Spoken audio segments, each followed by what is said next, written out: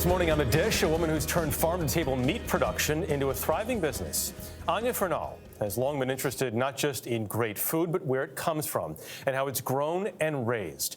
After working in the food industry in Europe, she returned to her native California and co-founded Belcampo. The company farms nearly 50,000 acres of organic land where animals are pasture-fed and humanely raised. And that supplies a chain of combination butcher shops and restaurants across California, along with a brand new location that opened this spring right here in New York. And Anya Fernald is with us. Good morning and welcome to The Dish. Thanks for having me. This looks amazing. The colors, the food, the smells. What are we eating here? Well, starting out with our bone-in New York steak, I had to lead with steak, being a beef rancher primarily. So this is a beautiful bone-in that's been grilled for you guys, as well as some of the sausages that we make from our own pigs. We have kielbasa and bratwurst.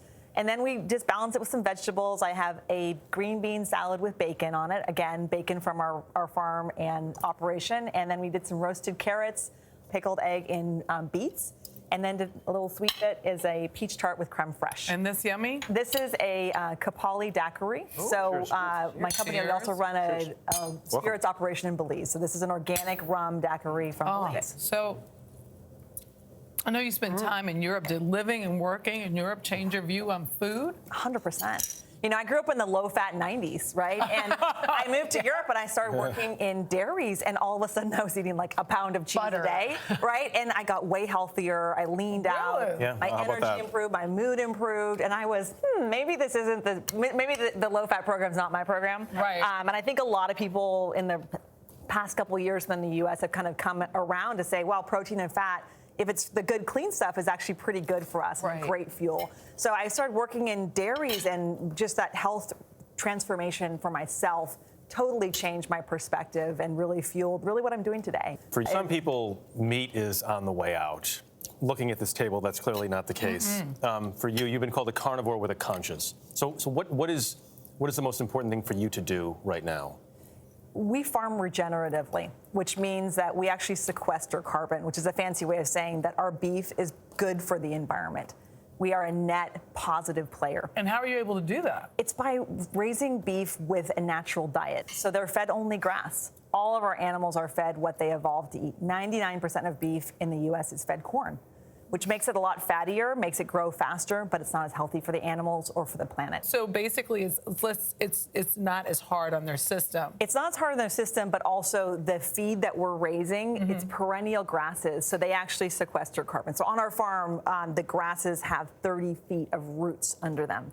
So you're talking about taking carbon. It's the same thing that happens like in the rainforest, right? Yes. It's a perennial system that takes carbon out. So the animals still do produce some methane, less than in corn and feedlot options. But it's actually a major part of my platform and my story is you can feel awesome about this for your health, for the animals' welfare, and then also for the planet. And that's a really powerful statement with how much information there is now about how bad beef is. You plant trees, you grow plants, you capture carbon. That's the thing. So you have not just the farm, but you have 2 restaurants. I mean, do you see the Belcampo method as being sort of the model of the future? We're looking to build Belcampo into a meat brand that Americans can trust for their health and for the environment. So restaurants are a big part of that platform. We also are selling through grocery now. And we do delivery-only restaurants as well. So we're really building out the platform. And I opened here in New York. We now have 6 restaurants. We're opening in San Mateo this fall. That'll be my 7th. So the restaurants are part of it, but I want to create a lot of different ways to get clean meat. I think people want clean meat. They want to feel good about it. Meat's a complicated decision. Yeah, people want to know it's okay to eat it. You don't want to feel guilty in that moment. What about having farms? Having restaurants, biggest difference between those two and what you have to do? There's such different businesses, and it's been a long journey. You know, we started the company in 2012, and gosh, the mistakes and the challenges, but so much learning. It's been really exciting to bring it together.